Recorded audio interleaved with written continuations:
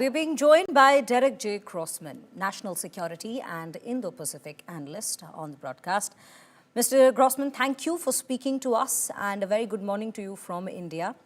My first question to you would be, what we see currently with these tariff imposition is that it's been reshaping the geopolitical calculus of India with Washington. But more importantly, I would want your opinion on whether this 25% imposition is indeed let out of frustration, one would say, of Donald Trump in his inability to broker a peace deal between Russia and Ukraine. Well, thanks for having me. Yeah, and I know this is a tough situation for the India-US strategic partnership.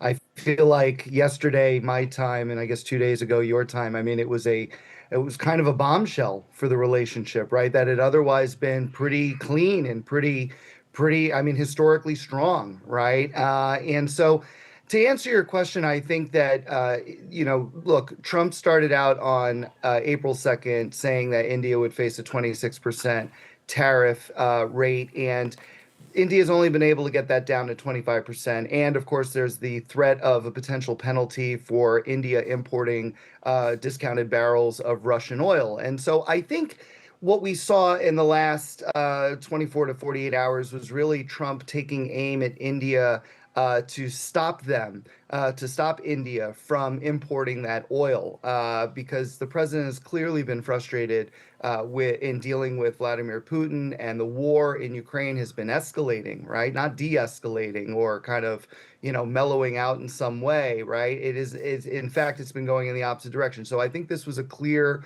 shot across the bow that India's position of trying to have its cake and eat it too is simply not going to work, right? The relationship with the United States will not be as pleasant if India continues to import those barrels of oil from Russia. So I think that's a lot of what this has to do with. And frankly, it's unclear how it's going to proceed, right? Because Trump is relatively unpredictable. He's transactional. So, I mean, tomorrow could bring a much better day, and the days to come could bring much better days for the U.S.-India partnership in the future. Absolutely. Unpredictable is one word to define Mr. Trump for sure. But, let's also take a look at the fact as to how the relationship has been between India and the United States. India has been extremely firm on its stance with non-alignment and diplomatic push for peace across battlegrounds in the world. And it has also had a very strong stance with regards to its zero tolerism towards terrorism and the Operation Sindoor, where it said that, there's no third world interference, the third country interference that we need when we are dealing with Pakistan, and especially on the matter of terrorism. And despite that, we see this particular imposition of tariff coming in after months of talks. How would you say India should be dealing with the United States at this point, diplomatically? Yeah, well, I think what we've seen from New Delhi so far is actually quite a sort of patient and a patient approach, and an attempt to kind of understand the United States's actions here. Although, it is pretty surprising, right? What happened on July 30th. And I don't know how much more patient India can be, especially with, 25% tariffs is, going to have, I think, dramatic negative impacts on India's economy. But also, with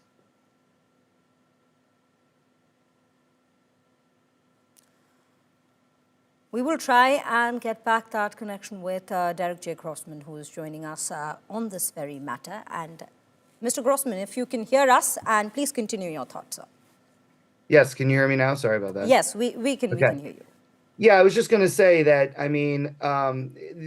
what does it say about the relationship, right, to have 25% tariff against, one of your key partners in the Indo-Pacific, a fellow democratic country, right? Soon to be, as your team said at the outset, the world's third largest economy, right? I mean, that doesn't send a good message at all. And I kind of wonder how the Trump administration is now thinking about having India play a role in the Indo-Pacific strategy to counter China, because that seems like it's really going by the wayside if we're not careful here.